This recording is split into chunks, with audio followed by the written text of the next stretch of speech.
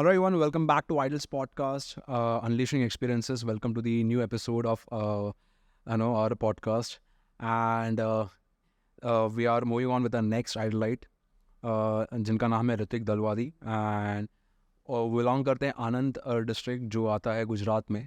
Okay and Ritwik काफ़ी उन्होंने हमारा जनवरी बैच ज्वाइन किया था, लेकिन कुछ रीज़न की वजह से वो कंप्लीट नहीं कर पाए थे, तो लेकिन फिर भी उन्होंने गेट बैक किया और हमारा कोर्स कंप्लीट किया. सो चलते हैं ऋत्विक की तरफ एंड जानते हैं कि उनका एक्सपीरियंस कैसा रहा है आइडल्स पर, एंड क्या क्या चीज़ें उनको ऐसे सीखने मिले जो उनको काफ़ी हेल्प हुआ है उनके ग्रोथ के लिए, एंड कैसे उनका करियर बिल्डिंग के लिए भी आगे हेल्प कर सकता है. So hello Ritvik. Hello sir. Welcome to idols podcast unleashing experiences. So Ritvik, first of all आपका एक्सपीरियंस सब जानने से पहले मैं ये जानना चाहूँगा कि फर्स्ट ऑफ ऑल आपको आइडल्स के बारे में पता कैसे चला. ओके एंड कैसे आपने डिसीजन लिया कि हाँ मुझे आइडल्स जाना है करके, बिकॉज इंडिया में और बहुत सारे इंस्टीट्यूट्स थे, राइट? ओके, क्यों आपने आइडल्स ज्वाइन किया एंड क्या सोच के आपने डिसीजन लिया वो?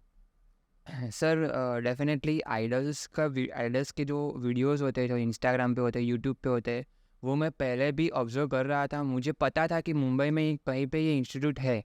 आइडल्स के बारे में मुझे पता था, लेकिन उसके बारे में मैंने रिसर्च नहीं किया था उस टाइम पे. फिर मेरे काफ़ी करीबी दोस्त हैं, उन्होंने मुझे इसके बारे में बताया कि मेरा प्लान है ये इंस्टीट्यूट ज्वाइन करने का. तो फिर मैंने उनको पूछा कि इसके बारे में और कैसे जान सकता हूँ. तो उन्होंने मुझे काफ़ी सारे सोशल साइट्स बताए, गूगल रिव्यूज़ बताए, जिस पे मैंने सोच के रिसर्च किया कि डेफिनेटली ये काफ़ी अच्छी क्वालिटी बेस्ड इंस्टीट्यूट प्रोवाइड है, एजुकेशन प्रोवाइड करता है ये इंस्टीट्यूट. तो मुझे ये चीज़ें काफ़ी अट्रैक्ट लग करी कि भाई मुझे अभी जो सीखना है वो मुझे यहीं पे मिल सकता है. वो मैं श्योर था, क्योंकि मैंने जिस तरीके से स्टूडेंट के रिव्यूज़ देखे थे, पॉडकास्ट सुने थे, एंड जो आइडल्स लाइव का जो पेज है इंस्टाग्राम पे, उसके ऊपर मैंने सबके कंटेंट देखे. तो मुझे लगा कि मैं यहाँ पे जाके कुछ अलग कर सकता हूँ. डांसिंग तो मैं डेफिनेटली अच्छा सीख सकता हूँ, लेकिन इसके अलावा भी मैं कुछ अलग कर सकता हूँ. तो वो सोच के मैंने डिसीजन लिया कि नहीं, मैं ये स्टेप ले सकता हूँ डेफिनेटली. सो फिर मैं यहाँ पे आ गया. ओके, सो पूरा रिसर्च करके आपने ये डिसीजन लिया, एंड साथ साथ आपके फ्रेंड जयपाल का आपने हेल्प लिया. ओके, बिकॉज जयपाल भी हमारे बहुत पुराने स्टूडेंट थे. यस. मतलब पुराने स्टूडेंट उन्होंने में से 5 years पहले सीखा था. ओके, सो तो जब से आपने ज्वाइन किया, राइट? ओके, जब से आपने ज्वाइन किया तब से लेके अब तक, ओके, आपका एक्सपीरियंस कैसा रहा है? आई नो बीच में आपको कुछ रीज़न की वजह से वापस जाना पड़ा था, लेकिन फिर भी आपने यहाँ पे गेट बैक किया. सो तब से लेके आपका अब तक आपका ट्रेनिंग एक्सपीरियंस कैसा रहा आइडल्स पर? सर डेफिनेटली जब मैं यहाँ पे आया था स्टार्टिंग में, तो मेरे लिए काफ़ी नया था. मतलब यहाँ के लोग नए थे, यहाँ का एटमॉस्फेयर नया था, यहाँ की जो वाइब होती है वो नई थी. क्योंकि मैं गुजरात से यहाँ तक आने का मेरा डिसीजन, मतलब मेरी लाइफ का अब तक का सबसे बड़ा डिसीजन रहेगा. क्योंकि मैं इवन गुजरात में भी किसी हॉस्टल में नहीं रहा हूँ, मैं अपनी फैमिली के साथ ही रहा हूँ बचपन से अभी तक. तो मुझे लगता है मेरे से हार्ड मेरी फैमिली को लगा होगा कि मैं इतना बड़ा डिसीजन ले रहा हूँ और उनसे इतना दूर आ रहा हूँ. तो यहाँ पे आके मतलब हमारी रोज़ बात भी होती है फैमिली से. तो जो भी होता है, इवन यहाँ पे टास्क भी जो मिलते हैं, वो भी मैं अपनी फैमिली के साथ, फ्रेंड्स के साथ डिस्कस करता हूँ. तो डेफिनेटली स्टार्टिंग में मुझे थोड़ा स्ट्रगल रहा बाहर से कि रहने का वो सब. फिर मैं जैसे जैसे यूज़ टू होने लगा, अभी मैं फ़िलहाल ये है कि मैं अभी इस लाइफस्टाइल से यूज़ टू हो गया हूँ, क्योंकि अभी मैं अकेले ही रहता हूँ ऐसा अननोन सिटी में.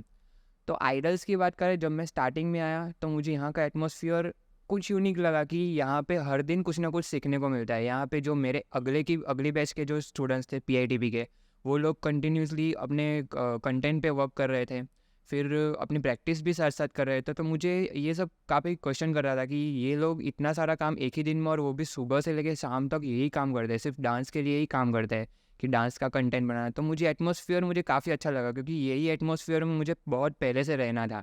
कि मेरे आसपास ऐसे एनवायरनमेंट ऐसा है कि मैं बैठा तो नहीं रहूँगा यहाँ पे, मैं कुछ ना कुछ काम करूँगा, वो भी डांस रिलेटेड, और वो भी इतना क्वालिटी वाला. तो मुझे ये काफ़ी अच्छा लगा स्टार्टिंग में, और फिर मैं काफ़ी एक्साइटेड था पीआईटीपी के लिए कि अभी स्टार्टिंग में ये लोग कर रहे हैं, तो मेरा जब टाइम आएगा तो मैं भी करूँगा. क्योंकि मुझे डेफिनेटली नई नई चीज़ें सीखना काफ़ी पसंद है. मुझे बहुत एक्साइट करता है वो कि नया सीखने को मिलेगा, मुझे मेरे अंदर नई स्किल आएगी.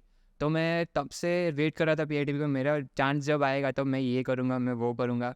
तो सर स्टार्टिंग में मुझे एटमॉस्फेयर जो है, यहाँ का एनवायरनमेंट है, वो काफ़ी अट्रैक्ट किया स्टार्टिंग से, और वही कहीं ना कहीं मुझे यहाँ तक लाने में उसने हेल्प किया है, एनवायरनमेंट ने। That's great Ritvik. जैसे कि आपने कहा कि यहाँ पे आने के बाद आपको ये एनवायरनमेंट ने काफ़ी एनकरेज किया, राइट? ओके। एंड वो कहीं ना कहीं बिकॉज जैसे आपने कंटेंट पे वर्क भी करा, how environment plays a big yes. Role in a dancer's life. Okay, so उसी की बात करना चाहूँगी। एक एनवायरनमेंट, पॉजिटिव एनवायरनमेंट रहना बहुत ज़रूरी है, जो आपके बोलते हैं ना, मतलब जो चीज़ आप करना चाहते हो उसको प्रमोट कर रही है। ओके। एंड रही बात आपके नो पर्सनल लाइफ की, जैसे आपने कहा कि आप हॉस्टल से कभी बाहर गए नहीं हो। ओके। एंड इससे कभी आप किधर और ट्रेनिंग नहीं की आपने। ओके। तो ये सब चीज़ें मुझे नो जब भी जैसे आप बाहर निकले हो, यहाँ पे आए हो, तो कहीं ना कहीं आप ये मुंबई के लाइफस्टाइल से काफ़ी यूज्ड टू हो गए हो। Okay. And so I guess कहीं ना कहीं आपको पता भी चल रहेगा कि यहाँ पे कैसा होता है चीज़ें, बिकॉज ये एक स्ट्रगल है जो हमें एक्चुअल बहुत सारी चीज़ें सिखाती है। यस। ओके। एंड जैसे आपने अभी पीआईटीपी के बारे में बताया, राइट? सो पीआईटीपी के बारे में भी मैं आपसे पूछना चाहूँगा कि ऐसा क्या क्या इम्पोर्टेंट स्किल्स आपको सीखने मिले इस कोर्स के दौरान, ओके, जो आपको कभी शायद आपने कभी एक्सपेक्ट नहीं करा या फिर कभी आपने सोचा नहीं था? पीआईटीपी के दौरान सर सबसे पहले सॉरी सबसे पहले तो मुझे मैं एक अच्छा कम्युनिकेटर बन सकता था इन पास्ट, लेकिन मुझे कहीं ना कहीं ऐसा लग रहा था कि मैं इस प्रोफेशनल फील्ड में कम्युनिकेशन ठीक से जो मुझे करना चाहिए सेटिस्फेक्शनली, मैं कम्युनिकेशन नहीं कर पाता था किसी अदर पर्सन से या फिर अपने फील्ड रिलेटेड पर्सन से।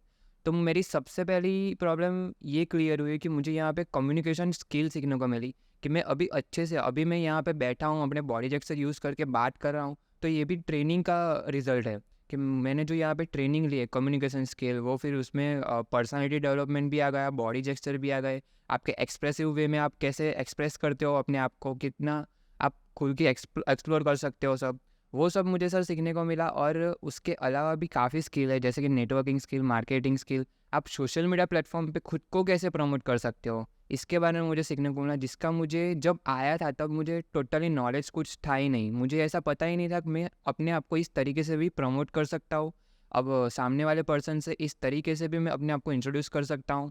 ये सारी स्किल जो मुझे कुछ पता नहीं था, मैंने सिर्फ नाम सुना था कि ये सारी स्किल होती है, लेकिन खुद के अंदर कैसे लानी है वो प्रोसीजर मुझे आइडल्स ने बताई है।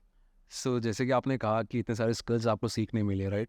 सो ये स्किल्स सीखने के बाद कितना आपका पोटेंशियलिटी आप और आपका पोटेंशियलिटी आप और देख पाए हो, लाइक आपने देखा रहेगा कि हाँ मैं अभी ये भी कर पा रहा हूँ, हाँ मैं ये भी है, मैं ये भी कर सकता हूँ। ठीक है। सो इससे आपका कितना माइंड क्लियर हुआ है? बिकॉज कहीं ना कहीं आपने मुझे मेंशन भी किया था कि पहले आप गुजरात में ऑलरेडी कहीं सिखा रहे हो, ठीक है, एंड टीचिंग भी आपका ही कहीं ना कहीं पैशन है। सो कैसे ये सारी चीज़ें आपके और इनर टैलेंट को और बाहर निकलने की कोशिश की है? डेफिनेटली सर, यहाँ पे हमको टास्क मिलता है कंटेंट क्रिएशन का।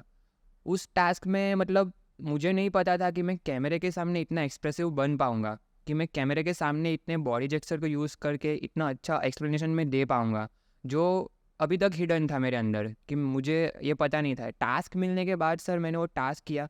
स्टार्टिंग में डेफिनेटली काफ़ी रिटेक्स हुए थे, लेकिन वो कंप्लीट किया मैंने, तो अंदर से ऐसा सेटिस्फेक्शन हो रहा था कि मैंने इतना अच्छा इतना कंटेंट, इतना लंबा कंटेंट इतने अच्छे एक्सप्रेसिव वे में मैंने प्रेजेंट किया है, जो मुझे फिर रियलाइज़ हुआ कि मेरे अंदर ये भी स्किल है कि मैं कैमरे के सामने भी मैं बोल सकता हूँ, वो भी अच्छी तरीके से, और अपने एक्सप्रेसिव वे में बोल सकता हूँ, खुद के बॉडी जेस्चर को यूज़ करके अपने आप को प्रेजेंट कर सकता हूँ। तो सर ये सब चीज़ें सीख के मुझे काफ़ी अच्छा लगा। एट द सेम वे हमें और भी टास्क मिलते थे, जैसे कि बाहर किसी अननोन पर्सन से कैसे कम्युनिकेट करना है अपने बॉडी जेस्चर को यूज़ करके, तो उसमें मुझे कई हद तक मुझे मेरे अंदर मैंने इम्प्रूवमेंट देखी है कि कोई अननोन पर्सन से आप बात स्टार्ट कैसे करते हो, उसके साथ कैसे कम्युनिकेट करते हो, उसके साथ कैसे कनेक्शन बिल्डअप करते हो, तो वो सर वो चीज़ें मुझे काफ़ी हेल्पफुल रहेगा, और डेफिनेटली इन फ्यूचर भी वो मुझे काफ़ी हेल्प करेगा। दैट्स रियली नाइस ऋत्विक, बहुत अच्छा लग रहा है जान के वो सब चीज़ों के बारे में, कैसे उस स्किल्स ने आपको हेल्प किया है आपके चीज़ों को और बाहर लेकर लेकर आने के लिए। एंड अगर आपको याद रहेगा कि डे वन में मैंने कुछ प्रॉब्लम्स लिखाए थे, राइट? ओके।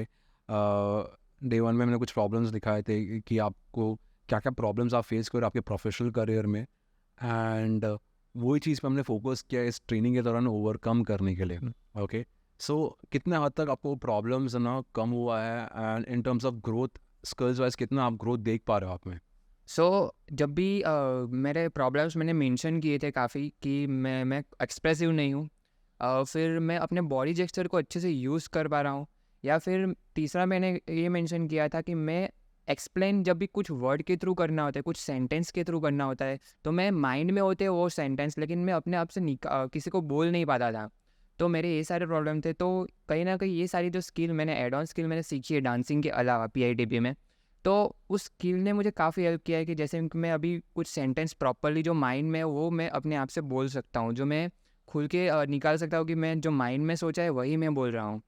तो पहले मेरा ये प्रॉब्लम था कि मैं अंदर के सेंटेंस नहीं निकाल पाता था, कुछ कुछ टाइम पे सेंटेंस निकलते नहीं थे. तो ये सब मेरा क्लियर हुआ है. सेम मेरा बॉडी जेस्चर की बात करते हैं, तो बॉडी जेस्चर जब भी कंटेंट का काम था तब मुझे body gesture same way mock session जो भी होते हैं तब भी बॉडी जेस्चर काफ़ी इंपॉर्टेंट करता है. आपने हमको रिव्यू में भी काफ़ी बार कहा है कि आप बॉडी जेस्चर और अच्छे से यूज़ कर सकते हैं. तो उस रिव्यू को ऑब्जर्व करते करते खुद से हम प्रैक्टिस करते थे. किसी से बात करने के टाइम हम प्रैक्टिस करते कि बॉडी जेस्चर आप कैसे यूज़ कर सकते हो. तो वो सारी प्रैक्टिस में मैंने एक्सपेक्ट नहीं किया था कि इतने कम टाइम में मैं इतने अच्छे बॉडी जेस्चर यूज़ कर पाऊँगा. तो वो मेरे को body language and Yes. Gestures. हाँ, बॉडी लैंग्वेज मेरी वो ओवरकम हो गया. थर्ड कि मैं खुद को काफ़ी अंडररेटेड मानता था कि मैं ये नहीं कर सकता, मैं वो नहीं कर सकता, ये सब अच्छा कर रहे हैं, मैं इनके जैसा नहीं कर सकता. वो सब क्वेश्चन मेरे माइंड में आते रहते थे. तो जब भी मैंने कंटेंट ख़त्म किया अपना फर्स्ट कंटेंट और वो अपलोड हुआ, तो फिर मुझे रियलाइज़ हुआ कि मैं इतना अच्छा मैंने अपलोड किया है और आइडल्स के पेज भी अपलोड हुआ है और वो भी आपने कमेंट किया है उसमें.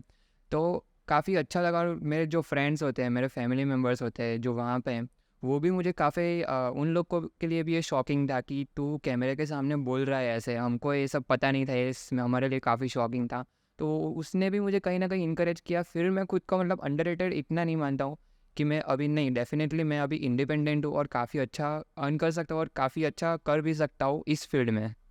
सो ओके, सो कहीं ना कहीं आपने नो जो बताया कि इतने सारे चीज़ें आपको यहाँ पे ऑब्जर्व करने मिली है, नो ये टास्क के थ्रू, कंटेंट क्रिएशन के थ्रू आपको इतना सारा ग्रोथ देखने मिला, मतलब आपका इनर टैलेंट आपका बाहर निकल आया है, राइट? ओके, सो कैसे ये सारी चीज़ें अब आपकी करियर में आगे अप्लाई करने वाले हो? बिकॉज मुझे पता है कि आपने कहीं ना कहीं मेंशन किया था कि आपने बैचलर ऑफ एजुकेशन भी किया है. यस. ओके, सो जो चीज़ें आपने आपके एकेडमिक्स में सीखा है, जो आपने अभी PIT में सीखा है, सो वो कैसे आपको हेल्प करेगा, specially PITP, because PITP design उस तरीके से किया गया है जहाँ पे वो आपके आज की जनरेशन के हिसाब से जितना स्किलफुल रहना चाहिए उस हिसाब से आपको ट्रेन किया गया. बिकॉज कहीं ना कहीं हमारे एकेडमिक्स में कैसे वो पुराने जो चलते आ रही है वही चीज़ें आती है लेकिन अपडेट नहीं होती है. लेकिन Yes. PITP उस एक वो था ना, एक रीडिफाइंड मतलब अपडेटेड वर्जन है. ओके, भले शॉर्ट कोर्स है लेकिन अपडेटेड वर्जन है, एंड वो ज़रूरी स्किल्स आपको सिखाया जा रहा है जो एज ए डांसर आपको आने रहनी चाहिए. सो कैसे ये सारे स्किल्स जो आपने सीखे हैं वो आपके फ्यूचर करियर ग्रोथ के लिए अप्लाई करने वाले हो?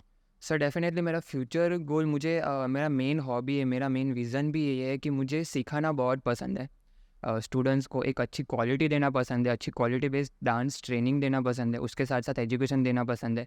तो मेरा फ्यूचर गोल भी यही रहेगा कि मैं जहाँ पे भी यहाँ से निकलने के बाद मैं जहाँ पे भी ये अप्लाई कर रहा हूँ, तो मैं ये सारी स्किल को यूज़ करके मैं वो प्रोवाइड करूँगा कि लाइक अभी कम्युनिकेशन स्किल है, जब भी आप बॉडी जेस्चर से बात करते हो तो वो ज़्यादा इफेक्टिव लगता है सामने वालों को. इवन स्टूडेंट्स को भी अट्रैक्ट करता है कि जब भी आप इवन मॉक सेशन भी लेते हो, जब हमने मॉक सेशन में सीखा है कि आपकी एक अलग ऐसी पर्सनालिटी होनी चाहिए कि स्टूडेंट्स को लगे कि एक अथॉरिटी आपको ट्रेन कर रहा है. तो वो सब चीज़ मुझे यहाँ पे सीखने को मिली है. और मेरा फ्यूचर गोल भी यही है कि मैं एज अ इंस्ट्रक्टर या फिर as a trainer, as a dance teacher, मैं स्टूडेंट को ऐसे ही क्वालिटी जो भी यहाँ हमको आप जो प्रोवाइड कर रहे हो वैसी क्वालिटी मैं स्टूडेंट्स को प्रोवाइड कर सकूँ. और जितना भी आप हमको कर रहे हो उससे अगर मैं 10% भी कर सकूँ तो मेरे लिए बहुत बड़ी बात होगी सर. आई होप आप वो चीज़ें करोगे, डेफिनेटली करोगे अगर आपने भी सेम तरीके से प्लान आउट किया है. First of all, most importantly, अगर आपने खुद को भी स्किलफुल बनाया, अगर आपने भी उस स्किल्स पे सुधार लेकर आया तो डेफिनेटली आप वो चीज़ें आपके स्टूडेंट्स को भी आप सिखा पाओगे. यस. ओके, एंड मैं चाहता हूँ कि आप वो चीज़ें करें बिकॉज सही तरीके का नॉलेज देना बहुत ज़रूरी है. एंड मोस्ट इम्पॉर्टेंटली स्टूडेंट्स को आज के ज़माने के साथ सिंक्रनाइज रखना बहुत ज़रूरी Yes. है. ओके, सो जैसा अभी आपने अपने पीआईडीपी के बारे में बताया, अभी हम चलते हैं हमारे डांस ट्रेनिंग की ओर। आपने हमारा पीईडीपी भी किया है, वन ऑफ और एडवांस कोरियोग्राफी कोर्सेज शब्द कला भी किया है। सो मैं पहले पीईडीपी के बारे में बात करना चाहूँगा कि पीईडीपी में आपने ऑलमोस्ट सारे स्टाइल्स कंप्लीट किए, एक स्टाइल बचा आपका। ओके, आपने मास्टर क्लासेस किया, लाइफ कोरियोग्राफी क्लास की, करियर काउंसलिंग सेशन अटेंड किया है, सो हेल्थ एंड न्यूट्रिशन का सेशन अटेंड किया है। तो ये सारी चीज़ें करने के बाद आपका एक्सपीरियंस कैसा रहा है? डांसिंग वाइज आप कितना ग्रोथ देख पा रहे हो? यस सर, पहले मैं बात करूँगा पीएडीपी की, जिसमें सर डांस की स्टाइल के बारे में पता था कि इतनी स्ट्रीट स्टाइल है, इतनी स्टाइल आती है। उसकी हिस्ट्री के बारे में मुझे ज़ीरो नॉलेज था, उसके टोटल फाउंडेशन के बारे में मुझे ज़ीरो नॉलेज था। डेफिनेटली फाउंडेशन मुझे कुछ कुछ आते थे, लेकिन उसके नाम मुझे पता नहीं थे प्रॉपर। लाइक मैं प्रैक्टिकली थोड़ा बहुत मैं सीखा हुआ था, लेकिन मुझे थियोरेटिकली मुझे काफ़ी कुछ पता नहीं था। काफ़ी कुछ मतलब कुछ पता नहीं था, मैं यही कहूँगा। तो आइडल्स में आने के बाद जब भी मैं डांस ट्रेनिंग ले रहा हूँ, तो उसके साथ साथ ट्रेनिंग के साथ साथ जो भी इंस्ट्रक्टर है वो हमको जो स्टेप्स है उसके साथ साथ उसके नाम भी बताते हैं, उसको किसने इन्वेंट किया है उसके बारे में हिस्ट्री भी बताते हैं। और मोस्ट इम्पोर्टेंटली जब भी वो सेशन का लास्ट डे होता है, तब वो उस स्टाइल के रिलेटेड हिस्ट्री शेयर करते हैं हमसे, कि जो प्रॉपर सही होती है, वो उन्होंने खुद से रिसर्च की होती है, और जो काफ़ी एक्सपीरियंस जो भी रिलेट करते हैं उस फील्ड को, और जिन्होंने देखा है ओजीज है, उनके साथ से नॉलेज लेकर, क्योंकि नॉलेज और इन्फॉर्मेशन में काफ़ी फ़र्क है। बाहर जो कुछ डांस एकेडमी में वो लोग देते हैं, वो इन्फॉर्मेशन है जो हमने आज तक ली है, और यहाँ पे वो इन्फॉर्मेशन लेके आने के बाद यहाँ पे जो नॉलेज हमको मिलता है वो काफ़ी डिफरेंट होता है। तो यहाँ का नॉलेज हमको मतलब सही लग रहा है कि ये सही है कि इन्होंने इतना रिसर्च करके हमको बता रहे हैं। तो हर एक स्टाइल की हिस्ट्री मुझे पता चली, सेम वे उसके फाउंडेशन मुझे पता चले। और सर मैं फाउंडेशन के थ्रू वेरिएशन मैं यहाँ पे आके सीखा हूँ कि फाउंडेशन के थ्रू वेरिएशन में कैसे निकाल सकता हूँ। बाकी पहले मुझे सिर्फ फाउंडेशन पता है, मैं इवन कोई कोरियोग्राफी भी करता हूँ तो मैं फाउंडेशन ही, मेन फाउंडेशन होते हैं उसको भी मैं रखता हूँ, उसके वेरिएशन शायद मैं नहीं रखता था। तो यहाँ पे आके हर स्टेप की, हर फाउंडेशन के मुझे वेरिएशन पता चल रहा है। तो कोरियोग्राफी करने के लिए भी मेरे लिए काफ़ी ईजी रहता है उसमें, और काफ़ी क्रिएटिव कोरियोग्राफ होता है, कोई भी डांस हो या फिर वो कोई रूटीन हो। एंड देन बात करते हैं जो मास्टर क्लास में सर जिनको मतलब हम इतने सालों से ऑनलाइन देख रहे हैं, सोशल मीडिया पे देख रहे हैं, इनको फॉलो कर रहे हैं, इनके फ़ैन हो चुके हैं, वो पर्सन जब हमको हमारे सामने आके परफॉर्म करते हैं, और उससे भी बड़ी बात है कि वो हमको सिखाते हैं और हम पे ध्यान देते हैं कि आप ये कर सकते हो, आप वो कर सकते हो, तो सर वो फीलिंग मतलब कुछ अलग ही होती है। मतलब काफ़ी अच्छा लगता है कि इतने बड़े आर्टिस्ट हैं जिनको हम इतने सालों से देख रहे हैं, फॉलो कर रहे हैं, वो हम पे ध्यान दे रहे हैं और हमको सिखा रहे हैं डांस, उनके साथ सीखने का मौका मिल रहा है हमको। तो वो चीज़ हमको काफ़ी अच्छी लगी। सेम बात करते हैं लाइव कोरियोग्राफी क्लास के बारे में। तो ये चीज़ मैंने सर आज तक एक्सपीरियंस नहीं की थी, मुझे ये काफ़ी यूनिक लगा, क्योंकि लाइव कोरियोग्राफी क्लास मतलब आप कोई सॉन्ग बोल रहे हो सर को, और वही सॉन्ग सर आपके सामने कोरियोग्राफ करके आपको दे रहे हैं, और कैसे कोरियोग्राफी करना है वो हमको सिखाना है। वो मेन पर्पस ये है कि लाइव कोरियोग्राफी, कोई भी आपको सॉन्ग मिलता है किसी भी टाइप का, उसको आप कैसे कोरियोग्राफ कर सकते हो, उसका मेन पर्पस यही था। तो ये चीज़ हमको सीखने को मिली कि कोई भी डांस आपको कोरियोग्राफ करना है, और आपके पास चैलेंजिंग सॉन्ग है उसके रिलेटेड, तो आपको कैसे कोरियोग्राफ करना है। तो सर वो एक्सपीरियंस मेरे लिए काफ़ी यूनिक रहा अविनाश सर का। सेम बात करते करियर काउंसलिंग सेशंस के बारे में। करियर काउंसलिंग्स में सर जब मैंने सेशन अटेंड नहीं किया था, उससे पहले मेरे माइंड में डांसिंग फील्ड को रिलेटेड सिर्फ 4-5 ही फील्ड थी कि इवन आप परफॉर्मर बन सकते हो, कोई रियलिटी शो में परफॉर्म कर सकते हो, डांस इंस्टीट्यूट के ओनर बन सकते हो, ये कुछ 4-5 ऑप्शन ही थे। लेकिन करियर काउंसलिंग को मैंने जब अटेंड किया, करियर काउंसलिंग का सेशन, तब मेरे काफ़ी विजन्स क्लियर हो गए कि अभी हाँ, मैं इस फील्ड में भी ग्रो कर सकता हूँ, मैं यहाँ पे भी जा सकता हूँ। इतने सारे ऑप्शंस है डांस फील्ड में कि ऐसा नहीं कि 4-5 लिमिटेड ऑप्शन है। करियर में भी डांस को लेके आप इतना अच्छा जा सकते हो और इतना अच्छा ग्रो कर सकते हो आपकी पर्सनैलिटी को लेके। देन हेल्थ एंड न्यूट्रिशन का सेशन है, उसमें सर हमको ये पता नहीं था कि कितना आपको मेंटेन रखना है हेल्थ वाइज, आपको कितना डांसिंग फील्ड में भी आपको ध्यान देना है। तो उसमें हमारे वो सब गोल क्लियर, मतलब वो सब जो डाउट्स थे वो क्लियर हो गए कि आपको कैसे वर्क करना है, इवन आपकी एक्सरसाइज रूटीन भी कैसा होना चाहिए, आपका वार्म अप या फिर कूल डाउन भी कैसा होना चाहिए एज अ डांसर या फिर एज अ डांस टीचर। जब भी आप किसी को ट्रेन कर रहे हो तो आप कैसे कूल डाउन और एक्सरसाइज मेथड होनी चाहिए, तो वो sir health and nutrition session में वो हमको सीखने को मिला। ओके, बहुत अच्छा लग रहा है सब चीज़ें देखिए। एंड कितना ग्रोथ कितना आप देख पा रहे हो, लाइक आपके डांसिंग में स्पेशली ये सब चीज़ें करने के बाद? डेफिनेटली सर, अभी मैं डांसिंग में प्रोफेशनली ग्रोथ दिख रहा हूँ, क्योंकि पहले मैं डांस करता था लेकिन मैं सही मेथड से नहीं करता था। यहाँ पे आके मुझे सही मेथड पता चली है कि एक्चुअल में मेथड क्या होती है, आपका कितना वार्म अप रहना चाहिए, आपका कितनी कूल, अगर आप इतने टाइम के लिए डांस करने वाले हो तो आप कितना वार्म अप करना चाहिए, उसके लास्ट में कितना कूल डाउन करना चाहिए। प्लस डांसिंग वाइज मैं प्रॉपर टेक्निक के साथ अभी कर रहा हूँ। पहले मेरे पास इतनी टेक्निक्स नहीं थी, अभी फ़िलहाल मैं टेक्निक के साथ और सही मेथड के साथ मैं अभी डांस कर पा रहा हूँ, और वो भी पीएडीपी के कोर्स की हेल्प से मैं अपने अंदर में अभी एक स्टाइल देख रहा हूँ, जो काफ़ी सारे डांसर्स फेस करते हैं कि अपने अंदर स्टाइल नहीं देख पाते हैं। जो डांस तो कर लेते हैं लेकिन एक स्टाइल ज़रूरी होता है हर एक डांसर के लिए, तो वो नहीं देख पाते। तो अभी मैं खुद के अंदर में अपनी बात करूँ तो मैं स्टाइल देख पा रहा हूँ, अपने जेस्चर क्लीन देख पा रहा हूँ, स्टेप्स क्लीन देख पा रहा हूँ। जो मेरी सबसे बड़ी प्रॉब्लम थी, स्टेप्स क्लीन नहीं आते थे, तो यहाँ पे आके मेरा ये चेंज हुआ है कि मैं स्टेप्स अभी क्लीन कर पा रहा हूँ, हर एक स्टेप्स।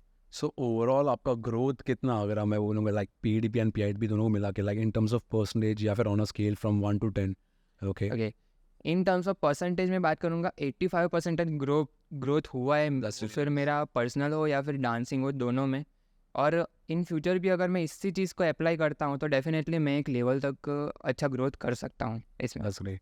ओके, चलते अभी हमारे नेक्स्ट कोर्स के बारे में बात करते हैं जो आपने किया है, जो हमारा one of the most advance course है लिरिकल कोरियोग्राफी को लेके, जहाँ पर आप अविनाश सर के अंडर ट्रेन हुए हैं। ओके, सो वो 20 days ऑफ ट्रेनिंग, राइट? तो 20 days उनके अंदर मेंटोरशिप प्रोग्राम बोल सकते हो, lyrical mentorship program, because definitely एक एक्सपीरियंस्ड पर्सन आपको वहाँ पे सिखा रहे हैं। उनका 13-14 ईयर्स का जो एक्सपीरियंस स्किल्स उन्होंने बनाया वो आपको सिखा रहे हैं। सो वहाँ पे उनके अंडर ट्रेन करने का एक्सपीरियंस कैसा लगा, एंड क्या क्या आपका माइंड एक्सप्लोर हुआ है वहाँ पे?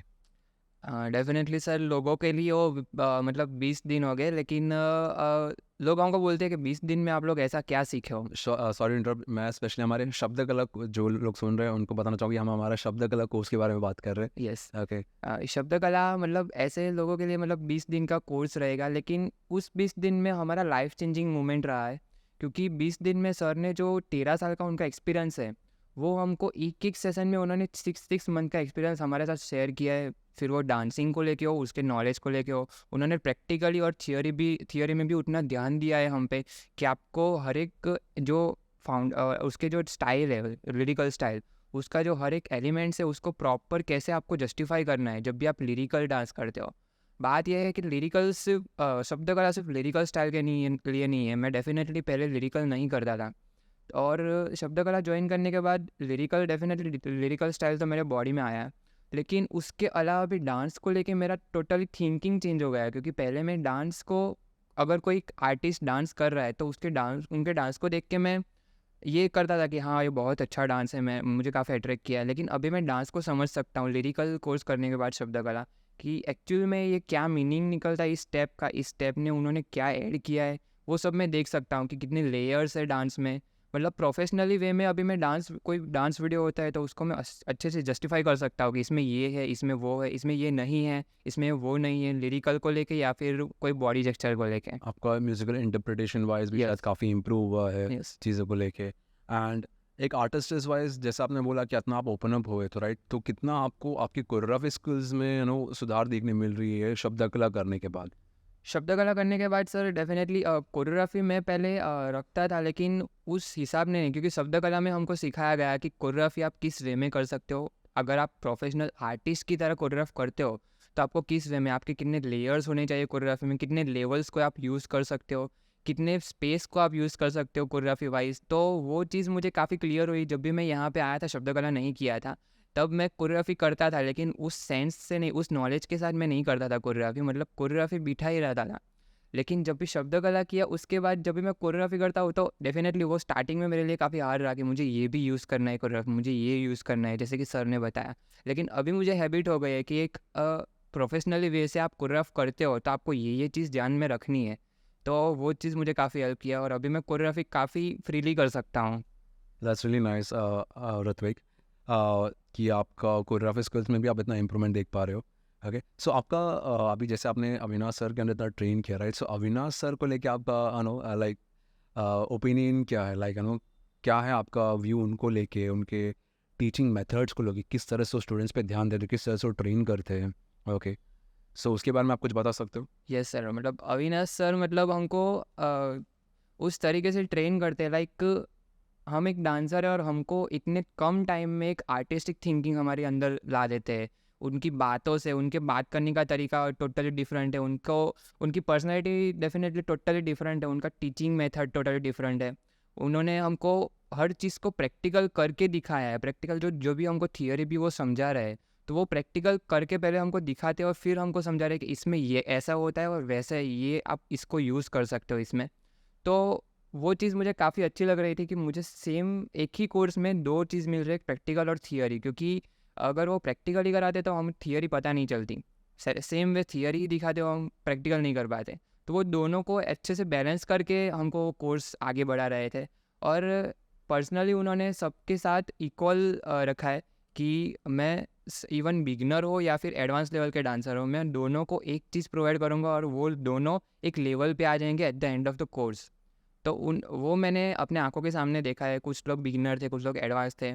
दोनों में मैंने ग्रोथ देखा है। मैंने खुद के अंदर भी ग्रोथ देखा है कि मैं 20 दिन पहले क्या था, मैं 20 दिन बाद क्या हूँ। इवन उन्होंने भी हमारे साथ ये शेयर किया था कि जैसे कि आपने हमारे साथ प्रॉब्लम्स दिखाए थे, वैसे भी उन्होंने हमारे फर्स्ट डे में वो दिखाया था कि एज अ डांसर आप शब्द कला को, लिरिकल कोर्स को क्या मानते हो, लिरिकल क्या होता है आपके तो हम लोगों ने लिखा था। और लास्ट डे में हम लोग का टोटली वो जो आंसर था वो टोटली चेंज हो गया था। जैसे कि अभी आपने प्रॉब्लम्स दिखाए, तो अभी हमारे टोटली आंसर्स में हम कॉन्फिडेंटली दे पा रहे हैं कि हमारे ये प्रॉब्लम्स क्लीन हो गए, वैसा ना। So that's really yes a different perception आपका क्रिएट हुआ है शब्द कला को लेके। एंड अविनाश सर का नो ट्रेनिंग मेथड ही ऐसा है, उनका Yes. एक टैलेंट है, काफ़ी शार्प है, एंड ट्रेनिंग में भी वो चीज़ें अप्लाई करते हैं एंड काफ़ी गहराई में जाते हैं जब भी वो कुछ भी चीज़ सिखाने की कोशिश करते हैं। तो okay, and yet idols are blessed to have him as an our lyrical instructor.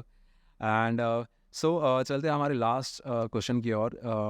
सो जैसे आपने अपने इतने सारे चीज़ें ऑब्जर्व किए, ओके, सो आपको आइडल्स का लाइक टीचिंग मेथोडोलॉजी कैसा लगा है, एंड कैसे आपके हिसाब से ये जो कोर्स आपने किया स्पेशली PITP आज की जनरेशन के डांसर्स के लिए काफ़ी हेल्पफुल हो सकते हैं उनका करियर बिल्ड करने के लिए, उनको इंडिपेंडेंट बनाने के लिए?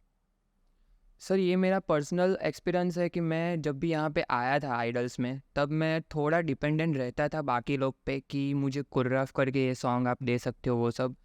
सेट द सेम वे किसी से बात करनी हो तो भी मैं बाकी लोग का हेल्प लेता था कि मैं मेरा ये बात करवा दो, वो सब।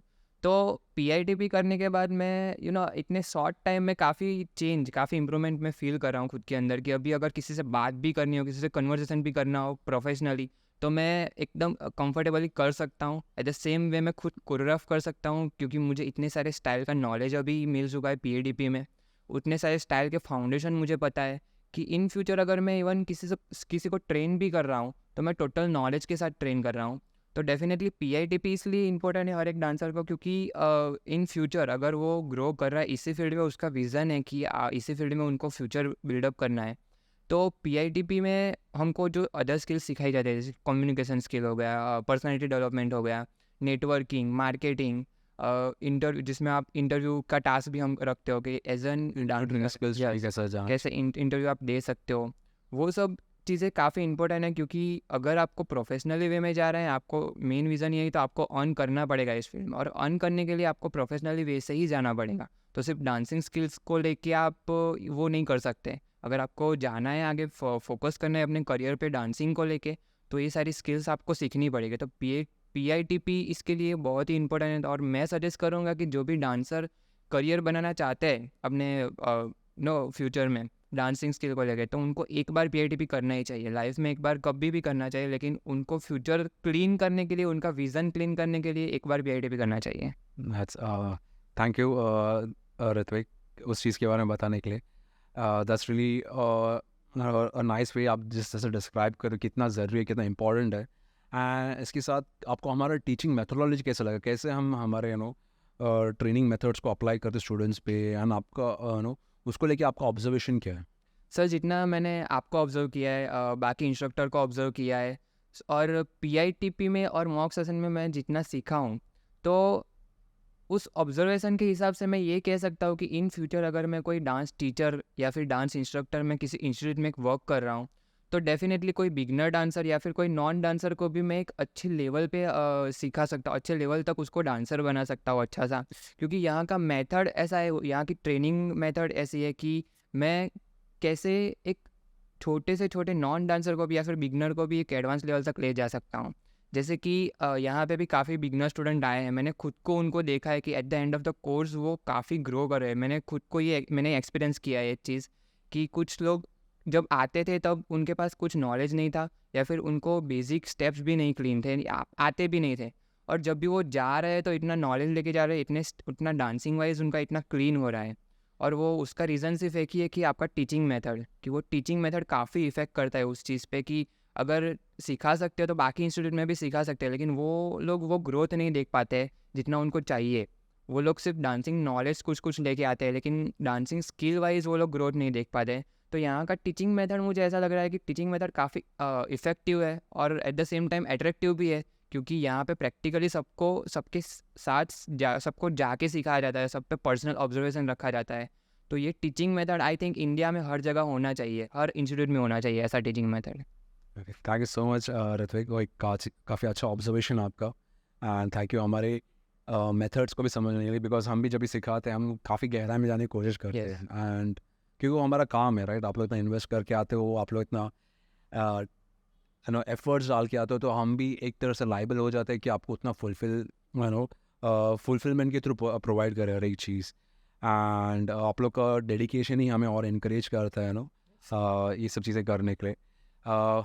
बहुत अच्छा लगा ऋत्विक आपके बारे में जान के, आपके एक्सपीरियंस के बारे में जान के, आपका फीडबैक के बारे में जान के। No thank you so much यहाँ पे आने के लिए, आइडल्स पे भरोसा करने के लिए। आइडल्स काफ़ी ब्लेस्ड फील करता है कि आप जैसे स्टूडेंट्स यहाँ पे आ रहे हो, इतना फेथ लेकर आ रहे हो, भरोसा करके आ रहे हो। And I just want to wish you all the best for your future journeys. I hope जो भी आपने गोल सेट किया आप उसको काफ़ी मेहनत के साथ अचीव करने की कोशिश करो। जो जो चीज़ें आपने यहाँ पे सीखा है उसको आप और प्रैक्टिस में डाल रहे हो ताकि आप उस पर और इम्प्रूवमेंट देख पाए। And I just want to see you shine out there. And I hope आप आपके सारे जो गोल्स हैं उसको अचीव करोगे। Thank you so much sir, इतना सारा मतलब बोलने के लिए। ये मेरा ड्रीम था एक्चुअली, मेरा विज़न ये था कि गोल ये था कि मैं यहाँ पे आके एक अच्छा डांसर बन सकूँ, अच्छा आर्टिस्ट बन सकूँ, अपने अंदर कुछ स्किल्स, ये सब मेरा गोल था। और उस गोल को मैंने अचीव किया है, कई हद तक अचीव किया है। लेकिन सर ऐसे आपके सामने बैठ के आपके साथ बात करने, ये सर मेरा ये ड्रीम की बात है कि ये सब मेरा ड्रीम पूरा हो रहा है कि मैं आपके साथ आपके सामने बैठ के बात कर रहा हूँ। और सर मैं स्पेशली थैंक यू मैं आपको कहना चाहूँगा कि आपने हम सब पे, इवन एक पर्सन पे नहीं, हम सब पे इतना पर्सनली ऑब्जर्वेशन किया है, ऑब्जर्व रखा है आपने कि हर एक स्टूडेंट क्या क्या करता है वो आपको पता होता है, कि हर एक स्टूडेंट कितना डेडिकेटिवली अपना काम करता है वो उसके बारे में आपको पता है। आप इवन हम आपको देखते हैं, हम आपको ऑब्जर्व करते हैं, तो आप पूरा दिन काम में रहते हो, आप दूसरा कुछ मतलब इस काम के अलावा मतलब किसी, जब भी आप फोकस रहते हो तो इसी काम में फोकस रहते हो। आपका माइंड भी, इवन वो आपका हेल्थ इशू भी होगा फिर भी आप इसमें फोकस रहते हो, वो हमने खुद देखा है। तो सर कहीं ना कहीं हम आपसे काफ़ी इंस्पायर हो चुके हैं, और अगर आपके जितना अगर हमें 10% भी आ गया तो हम करियर में बहुत आगे जा सकते हैं sir. Thank you so much Ritvik, first of all मेरे बारे में इतना कहने के लिए। मैंने चाहूँगा कि आप 10%, मैं चाहूँगा कि आप मेरे से भी बहुत अच्छा करके दिखाए। ओके, हमारे से भी 100% ज़्यादा करके दिखाए, बिकॉज वो चीज़ से मुझे ज़्यादा खुशी होगी कि मेरे स्टूडेंट्स कर पा रहे हो सब चीज़ें। ठीक है, and thank you, I feel blessed okay to have wonderful students like you all. Okay, and once again thank you so much Ritvik, thank you so much idols का पार्ट रहने के लिए, आइडल्स फैमिली का पार्ट रहने के लिए। Thank you. Thank you so much sir.